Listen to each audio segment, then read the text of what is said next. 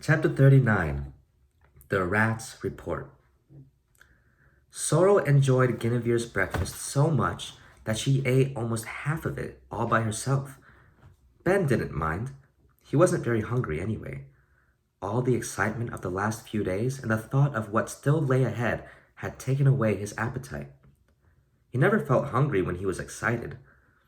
When Sorrel, having eaten to her heart's content, curled up in a ball on Guinevere's bed and started snoring loudly, Ben and Guinevere tiptoed out of the room, perched on one of the low monastery walls, and looked down at the river. Morning mist still clung to the mountainside, but as the sun rose over the snowy peaks, the cold air slowly warmed. "It's lovely here, isn't it?" said Guinevere. Ben nodded. Twigleg was still sitting on his knee, dozing off. People were working in the green fields down in the valley. They looked no bigger than beetles from up here. "Where's your mother?" asked Ben. "In the temple of the angry gods," Guinevere told him. She pointed to a red-painted building to the left of the Dukong. "Every monastery in this country has one. The building next to it is the temple of the kindly gods, but the angry gods are considered particularly useful because they look so terrifying that they keep evil spirits away. The mountains around here are said to be full of evil spirits." "Goodness," Ben looked admiringly at the girl. You know a lot." "Oh well," said Guinevere dismissively. "That's hardly surprising with parents like mine, is it? My mother's copying the pictures on the temple walls at the moment.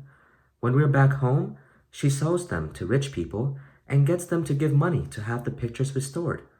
The monks can't afford that kind of thing, and the pictures are already very old, you see." "Goodness," said Ben again, covering the sleeping Twigleg with his jacket. "Man, you're lucky to have parents like that." Guinevere cast him a questioning glance. "That says you don't have any parents yourself." Ben picked up a little stone off the wall and fiddled with it. "That's right. I never did." Guinevere looked at him thoughtfully. "But you have Firedrake now," she said. "Firedrake and Sorrel," she added, smiling and pointing to the little homunculus. "And you have Twigleg." "So I do," agreed Ben. "But that's different."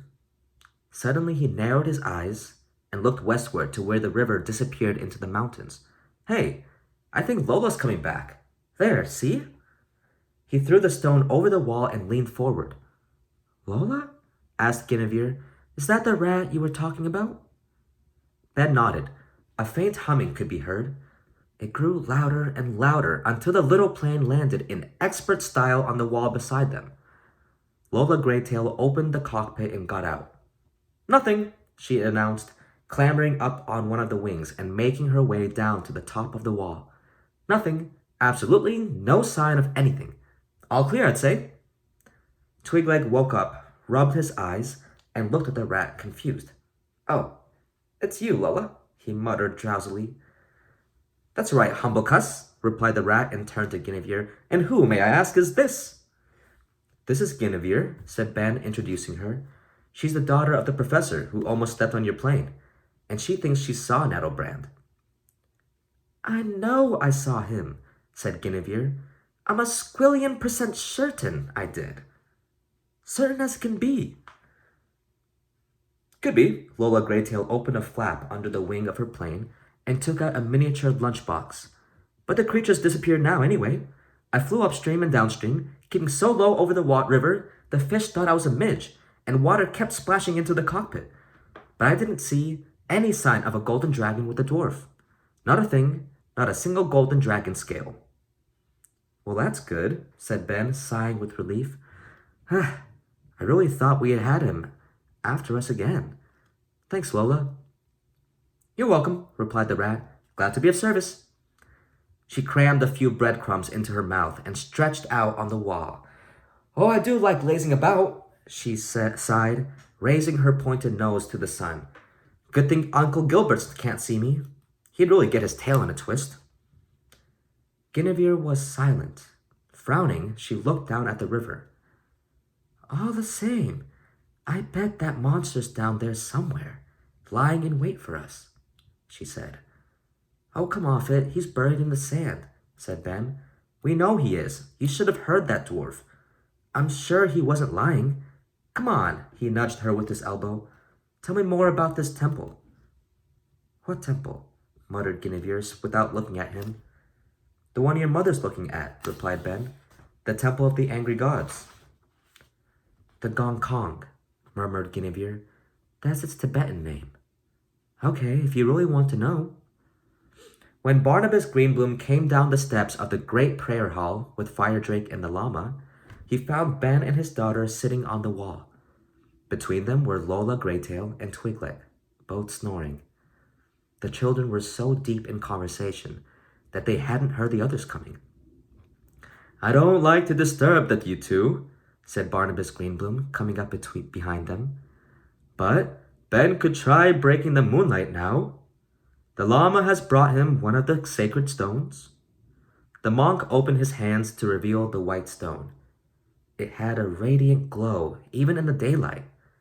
Ben got off the wall and carefully took the moonstone. Where's Sorrel? Asked Firedrake, looking around for her. In bed, replied Guinevere, full of breakfast and snoring. You astonish me, her father grinned. And what has our friend the rat to report? Not a sign of Nettlebrand, replied Ben, looking at the moonstone, which he thought seemed darker in the sunlight. Well, that's a relief. Barnabas Greenbloom looked at his daughter. Don't you think so, Guinevere? Guinevere frowned. I don't know. Oh, come on, he said, taking his daughter and Ben by their arms. Let's go find Sorrel and Vita, and then our dragon rider can see about solving the puzzle the Jinn gave him. I haven't been in such suspense for ages. Oh, I wonder what sort of creature will appear when Ben breaks that stone. End of the chapter. That was a short one, but we'll pick it up quick. Hey, hope you enjoyed it.